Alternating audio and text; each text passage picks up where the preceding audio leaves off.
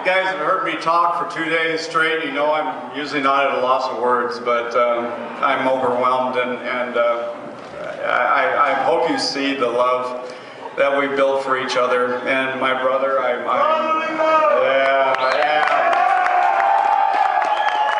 would like to bring all the stuntmen up, and my brother and Dennis Berman. Would you all please come on the stage with me here?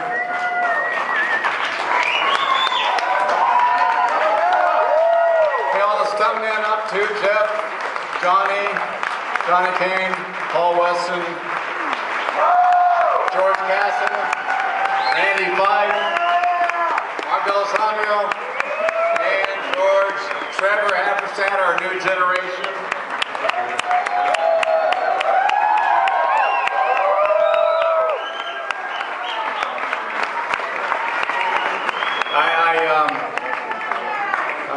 I'm overwhelmed. I just want you to look at these gentlemen, and I've been looking at them for about 30 years. So I owe my career, to my brother and to these stunt coordinators, and being a director, I learned early on. Well, I started off as a stuntman, as you all know, and it took me about 14 years as a stuntman, second unit director, and a stunt coordinator to get my first directorial. And my brother told that story about Braddock missing Action 3, people have asked what my most enjoyable film was, and I gotta say, I think it was Braddock missing Action 3. I had a great time, and I'll tell you why. The children in that movie, that little girl you saw, those were real Amerasian kids that we took out of an orphanage. And every morning we show up on the set, and these children would run up, and they were 5 of our crew adopted 5 of them, and then we left an endowment for all the rest of them to go all the way through college.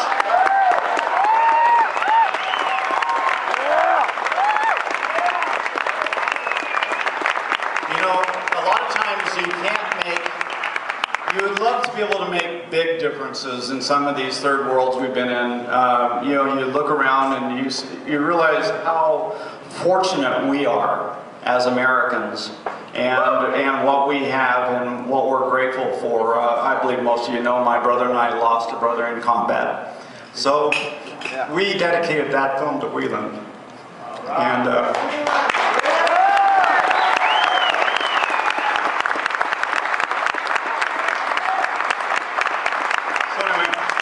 I want to just say thank you from the bottom of my heart, and I really would love for you to give a great round of, okay. I got to tell him one more story. Oh gosh, well, I got one more for you then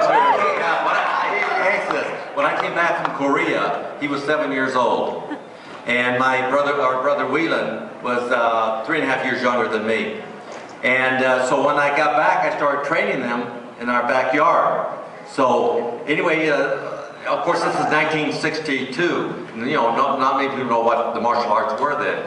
But anyway, these Rotary clubs and Lions Club and all of them started hearing about it. And they said, "Well, would you give a demonstration?" So we said, "Sure." So Whelan and I would take Aaron and we'd do this demonstration, and Aaron would beat us up, the little guy here. He'd throw Whelan around and throw me around, and this went on for maybe 6-8 months, and Aaron loved it. He loved it, man, getting in there, being the big star and all this stuff here. Finally, we had a Lions Club said, "Would you come do a demonstration?" And I said, "Yeah." Aaron says, "I don't want to do it anymore." I said, "Aaron, we got a demonstration. I don't want to go anymore." I said, "Aaron, you're going." "No." "Yes, you are going." And I grabbed him, crying all the way. I was 7. But anyway, I love telling that story. He tells that story, but he forgets sometimes to tell people I was 7 years old. But here I am, so crying today. That's okay. Kenny Gibson, I think you got a Chuck Norris story, don't you? Oh.